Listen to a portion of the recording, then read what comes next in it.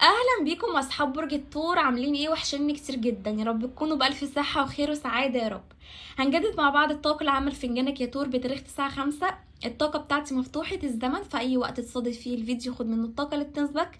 الطاقه لو انطبقت عليك يبقى القراءه ماشيه معاك تمام، لو ما انطبقتش عليك يبقى انت خدت منها البشاير والنصايح والتحذيرات بتاعتك يا برج الثور. طبعا لو انت لسه جديد معايا في القناه واول مره تشوف الطاقه بتاعتك، يا ريت تشترك معانا في القناه وتدوس لايك للفيديو وتقولي الطاقه انطبقت عليك بنسبه كام في الميه، واكتبوا لي الفيديو القادم عايزينه يتكلم عن ايه. وبشكر طبعا الناس القمر اللي بتتفاعل معايا بالكومنتات واللايكات الجميله دي، بشكركم جدا يا حبايب قلبي. ما تحرمش منكم يا رب، وربنا يخليكم ليا، وشكرا ليكم على التفاعل الجميل ده. حتى لو عددكم قليل فده عندي بالدنيا وما فيها يا برج الثور. حطوا الطاقة، هعقد معاكم النية ونسمي الله كده ونشوف مع بعض طاقة فنجانك عايز تقولك ايه. ويلا بينا. بسم الله الرحمن الرحيم. بسم الله الرحمن الرحيم. طيب، طاقتك في الوضع الحالي يا برج الثور هي طاقة استقبال. انت ممكن عايز تستقبل شيء، مبادرة، صلح، اعتذار، تبرير لموقف. ممكن تكون منتظر مكالمة الفترة دي يا برج الثور من حد، بس انا شايفة ان الحد ده معصبك جدا، يمكن يكون مستفزك شوية ردود افعاله تجاهك، اللي هو ممكن يكون شخص عنده لا مبالاة او شخص عنده فن التجاهل، اللي هو ازاي عارف ان هو يبعد وعارف ازاي امتى ان هو يستغنى. بس في حد مضايقك يا برج الثور، او في حاجة انت في استقبالها. دي طاقة عامة وحسب قصة حياتك طبعا، بس دي ظاهرة معايا قوية جدا الطاقة دي. ممكن تكون انت منتظر يا برج الثور، يعني نقدر نقول كارما في الشخص ده، منتظر عدل ربنا معاه، ان ربنا يجيب لك حقك منه، لان الشخص ده عرضك يمكن لظلم، او انت في حد جه على كرامتك، في حد يمكن يكون خذلك، في حد ممكن يكون زعلك الفترة اللي فاتت يا برج الثور، في حد طول الوقت بيحاول ان هو يتعبك نفسيا، يمكن يكون شوية شخص قاسي في المعاملة، شخص ممكن يكون متسلط طول الوقت بيسمعك كلام مؤذي. ردود افعاله يمكن تكون صعب عليك شوية، تجاهله شوية صعب.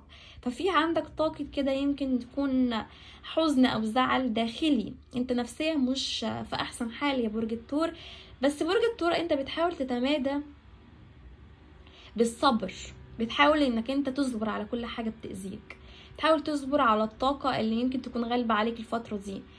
برج الثور انا شايفاك انك انت يعني في طاقة ثبات انفعالي حلوة، لكن في نفس الوقت انت مش راضي عن اللي بيحصل حواليك، يمكن بتعيد النظر في كل العلاقات اللي في حياتك، يمكن بتشوف انك انت جيت على نفسك الفترة اللي فاتت قوي، في ناس كتير قوي دخلت حياتك اذتك نفسيا. يمكن تكون كان كلامها بالنسبة لك جارح، فانت في الوقت الحالي بدأت انك انت تتخذ يمكن خطوة اتجاه للاشخاص دي، وبقيت يمكن نقدر نقول يعني بترتب اولوياتك، والاولويه يعني انك انت بتميز ايه اللي يعني اللي هيفيدني في الوقت الحالي، او ايه الاصلح ليا في الوقت الحالي. الشخص ده بيأذيني يبقى بناقص منه، هعمل له استبعاد عن حياتي.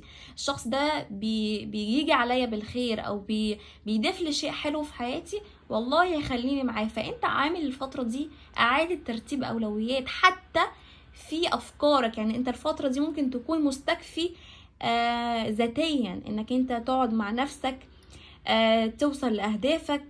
يمكن تكون انت الفترة دي شغال على نجاح معين يا برج الثور، يمكن الفترة دي انت بتستمد الطاقة بتاعتك والنشاط مرة تانية عشان انك انت تشتغل على احلامك واهدافك. في حد عايز يبتدي بداية جديدة، او اوريدي انتوا بدأتوا بداية جديدة، مشروع، وظيفة، سفرية، في حاجة بدأتوها الفترة دي يا برج الثور، انتوا عايزين تثبتوا فيها جدارتكم بالمهنة دي او بالنجاح ده، او ان كنتوا تحققوا فيها ترقية او شهرة او علاوة شأن. فاهمين يا برج الثور؟ وانتوا فعلا الفتره دي انتوا عندكم مجال انتوا هتخدوه الفتره دي، او اوريدي بقالكم فتره كده دخلتوا فيه الحاجه دي، انتوا هتنجحوا فيها نجاح قوي جدا، والنجاح ده هيكون ملحوظ من الناس المحيطين بيك يا برج الثور. يعني ناس كتير قوي هتمدح فيك الفتره الجايه، يعني طول الوقت هيبتدوا ان هم يعني يبصوا لك بصه اللي هو شخص مجتهد، شخص ناجح، شخص قادر ان هو يتغلب على الصعوبات او العراقيل اللي بتواجهه. حتى في ناس بتبص لك بصه انك انت شخص مكافح يا برج الثور، شخص ناجح، شخص مجتهد. تمام. شخص عارف توصل لاهدافك، وعارف انك انت تتخلى عن الاشخاص اللي بتأذيك نفسيا، بالرغم انك انت يعني بتبان وبتظهر بمصدر انك انت مش فارق لك زعل، او انك انت ما فيش حاجه مؤثره في حياتك، لكن انت من جوه هش يا برج الثور. انت من جوه يعني فعلا تعبان نفسيا من جوه، حاسس ان كل حاجه حواليك بتعكس معاك كل شيء، يعني كل حاجه حواليك بتظهر عكس اللي انت كنت نفسك يحصل.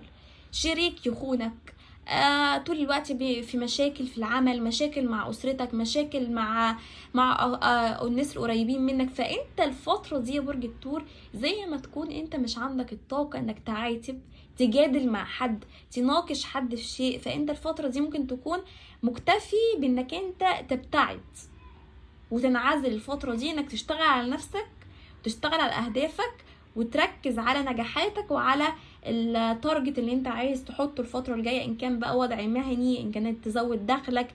فانا شايفة ده عندك. طيب الشخص ده برج الثور اللي جه عليك وظلمك، هو في كارما في حياته. بص معايا هنا، الشخص ده بص زي ما يكون الشخص ده تعبان، يمكن يكون مريض، الشخص ده يكون عنده مشاكل مادية، ممكن يكون عنده عوائق بتقابله في حياته. ممكن يكون في مشاكل بينه وبين العيلة، مشاكل بينه وبين الأهل. لو ده شخص متجوز يا برج الثور وانتوا معاه في علاقة ثلاثية، في الشخص ده برج الثور ممكن يكون يعني في مشكلة بينه وما بين زوجته، بينه وما بين حبيبته، ايا كان. بس انتوا عارفين بالعلاقة دي، لو الشخص ده ما فيش حد في حياته وانتوا الحد الوحيد اللي في حياته، ففي مشاكل. والشخص اللي سابك عشانه هو سابه يا برج الثور، او معاه في الوقت الحالي في مشاكل. تمام. لكن انت عندك هنا الشخص ده هيبادر معاك بصلح، عايز يقدم لك هدية، عايز يفرحك، عايز ينسيك اللي حصل منه في الماضي. الشخص ده عايز يعترف بغلطه معاك، عايز يقولك ان فعلا غلطت بحقك. بس الشخص ده خايف ان ممكن يجي دلوقتي وانت عصبي وانت منفعل عليه، انك انت تنهي معاه الموضوع بشكل رسمي. يعني لو كان في ممكن امل بنسبة بنسبة صغيرة، فنقدر نقول مش هيبقى فيه امل خالص. فانت يا برج الثور انت مسبب للشخص ده خوف وفزع، ان هو يعني ولا منه عارف يجيلك ولا منه مش عارف يجيلك، اللي هو انا مش عارف اعمل ايه. فاللي هو الشخص ده تايه ومحتار يعمل ايه. ويمكن الشخص ده بيستشير حد من اصدقائه او اصحابه يا برج الثور ان هو يتصرف معاك ازاي، او يتصرف في الموقف اللي هو عمله ده ازاي. ففي يعني هنا حد طول الوقت هو بياخد منه النصيحة والإرشاد ان ازاي يتصرف معاك، او ان ازاي يصلح الغلطة اللي غلطها معاك في حقك، ان كان خان بقى ثقتك فيه، ان كان بقى وعدك وعود ومنفذهاش، ان كان كلامنجي وبتاع كلام وحوارات. عايز ان هو يغير نظرة الشخص اللي انت شفتها فيه مش حلوة، يعني نظرة انك انت شخص كذاب ومخادع، وشخص ان هو بتاع مصلحته واناني. لا، انت عايز يغير فيك الصورة اللي انت خدتها عنه يا برج الثور. عايزك تشوفه بمنظر يكون احلى من كده. هو شايف نفسه قليل جدا في نظرك، شايف نفسه ان هو بقى ولا حاجة. يعني لو كان فاكر نفسه حاجة في الايام اللي فاتت، في الموقف الاخير او الزعلة او النهية اللي حصلت ما بينكم دي، قفلت كل حاجة، ما خليتش باب موارب ان يكون في كلام. لو في بلوكات الشخص ده هيشيل البلوكات دي يا برج الثور. الشخص ده اللي عجبني فيه ان هو يعني متعاطف معاك. شوف، يعني هو صحيح بيكابر وبيتظاهر ان هو مش فارق معاه وان عايش حياته سعيد ومبسوط، لكن عايزه اقول لك يا برج الثور ان الشخص ده عارف ان جه عليك كتير، وبيقول ده حقه ان هو ما يكلمنيش، حقه ان هو يزعل مني، حقه ان هو اتعصب عليا اخر مره، حقه ان هو قفل في وشي وما كلمنيش وعمل لي بلوك وبعد. ده حقه. اي حد مكان برج الثور كان هيعمل معايا ده، خاصة بعد ما ضيع عليك فرص كتير كانت معروضة عليك يا برج الثور، او ما بقاش عندك نقدر نقول الطاقة، او نقدر نقول المغامرة او انك تجازف تاني وتخش علاقة جديدة. الشخص ده زي ما يكون قفلك من كل حاجة، قفلك بالحب ومن المشاعر ومن الارتباط، يعني اداك نظرة سوداوية كده عن العلاقات العاطفية بشكل عام. فالشخص ده عايز ان هو يعتذر منك. الشخص ده هيحاول الفترة الجاية يتقرب منك عن طريق حد، او هيتقرب منك عن طريق ان يكلمك من رقم غريب، يكلمك عن طريق صديق ليه، اخ ليه، اخت ليه. عايز ان هو يعيد العلاقة دي مرة اخرى، مش عايز يخليها تتقفل على كده. هو لا، هو ما كانش يقصد، كان بيفكر يا برج الثور كل ما هزعله هرجع الاقيه زي ما هو. لكن ما يعرفش ان برج الثور بيقفل مرة واحدة من الناس اللي حواليه، او خلاص انت بيكون عندك طاقة، بيبقى اللي قدامك استنفذ الطاقة دي كلها، فانت طاقتك ناحيته بقت خلاص انزفت كلها، مبقاش عندك طاقة. تمام. الشخص ده يعوضك يا برج الثور الفترة الجاية. شايفة عندكم ورق في صالحكم، في ورق بتجروا عليه الفترة دي، او في ورق انتوا بتخلصوه الفترة دي ان شاء الله يتم على خير. ورق يخص محكمة، ورق يخص بريد، يخص بنك، يخص فلوس جايالك. عندك سفرية يا برج الثور هتكون وش الخير والسعادة عليك خلال الفترة الجاية. في حد انت تتقابل معاه الفترة الجاية بقالك كتير قوي ما شفتهوش، صديق ليك، زميل ليك، حد من عيلتك، حد كان في سفر وهيجيلك يا برج الثور وهتشوفه مرة تانية، وهترجع العلاقة بينك وبينه مرة تانية. لو انت زعلان من حد من عيلتك او على خلاف معاه، او في ما بينكم يمكن عدم تواصل في الوقت الحالي، فالشخص ده انت هتشوفه الفترة الجاية، او ممكن كمان يجي يزورك، او يعني يبعت لك هدية، او يكلمك، او يتواصل معاك، يعني عبر مثلا انترنت، او عبر ال عن طريق حد، ان هو مثلا يبعت لك السلام مع حد، زي ما انتوا فاهمين كده يا برج الثور. طيب برج الثور، في حد هنا انت بص عايز تسيبه وتمشي، والحد ده زي ما يكون حاطط ايده وبيصدك، لا مش هتمشي. في الطاقه دي طاقه عاطفيه غالبه معايا في الفنجان. طيب الشخص ده برج الثور راجع لك وهيعوضك، وانا شايفه ان برج الثور هنا بيلف وبيرجع وبيكون في عتاب. يعني بص معايا هنا، انت بتلف تاني وبترجع هنا اهو، وبيبقى في عتاب بينك وما بينه. العتاب ده هيكون لصالحك. ليه بقى؟ لان الشخص ده هيتخذ معاك خطوه استقرار وترسيم علاقه. لو في ما بينكم طلاق لا قدر الله، او انفصال دائم، فالشخص ده يقولك تعالى نرجع، تعالى ناخد بدايه جديده، نقفل صفحه الماضي دي ونفتح صفحه حلوه، صفحه بيضه ما فيهاش اي حاجه. يعني الشخص ده عايز يبدا معاك على نظيف، على نظيف يا برج الثور، مش عايز انك انت تكون شايل منه لو ذره من كره او ذره من زعل منه.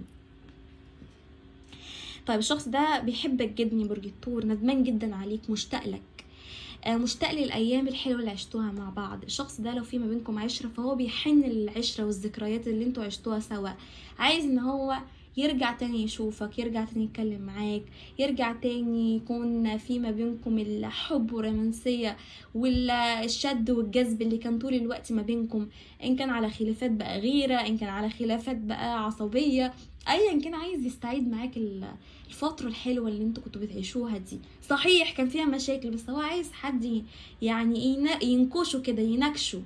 فاهمين يا برج الثور؟ الشخص ده بيحبك جدا، وانت كمان بتحبه ومنجذب له، والطاقة الانجذاب اللي غالبة عليكم انتوا الاتنين دي نابعة ان الشخص ده بيفكر فيك وانت بتفكر فيه، بس انت زعلان منه وهو زعلان منك.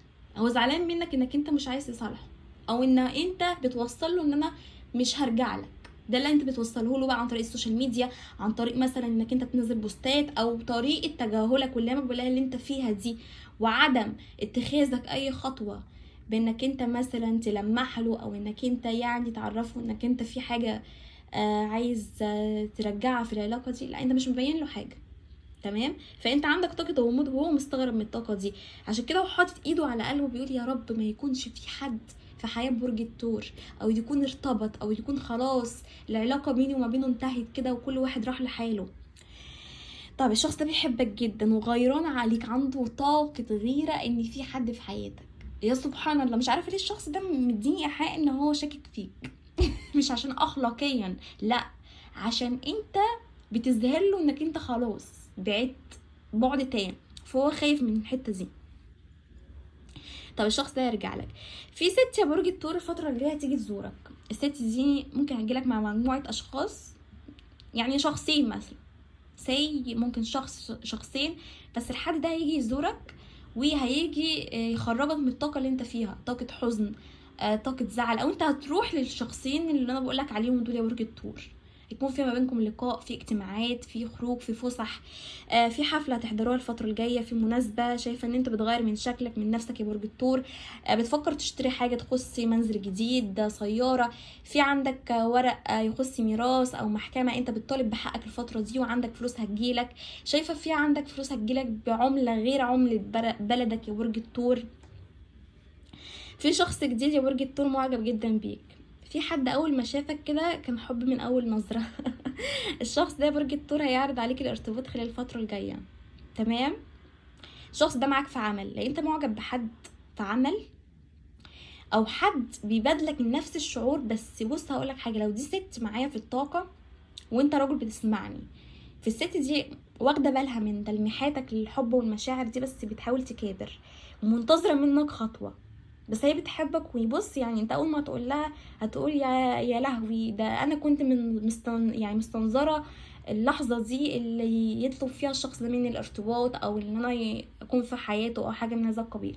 لو انت امراه بتسمعيني، في الشخصيه دي جذابه جدا، وانتوا عاجبينكم اوي الستايل والكاريزما بتاعه الشخص ده، وان هو شخص جان كده بالنسبه لكم، ده بالنسبه لكم وشايفينه حاجه كده يعني مميزه او فريده من نوعها او حاجه من هذا القبيل. الشخص ده كمان شايفكم بالطريقه دي. بص هو بيلمح طول الوقت، هو بيشوفك رايح جاي، ممكن تكون بتشتري من عنده حاجه، او الشخص ده بيشوفك مثلا في مكان دراسه، في مكان جامعه، وحاطط عينه عليك، واللي هو معجب بيك اعجاب شديد. بس في نفس الوقت هو خايف يتقرب منك، يمكن شايفك شخص كده يعني ستريكت، شخص مستقيم جدا، شخص اخلاقك عاليه، او شخص ممكن يكون انت بيبان عليك انك انت شخص كده اللي هو عصبي، او هتطلع في اللي قدامك زي ما بيقولوا كده تطلع تلهيه، تقول له انت ازاي يعني تتجرأ تتكلم معايا كده. يعني شخصيه كده مش اللي هي نتكلم وكده، لا، بتحب اللي يجيلك في حاجه فيها استقرار وترسيم على طول.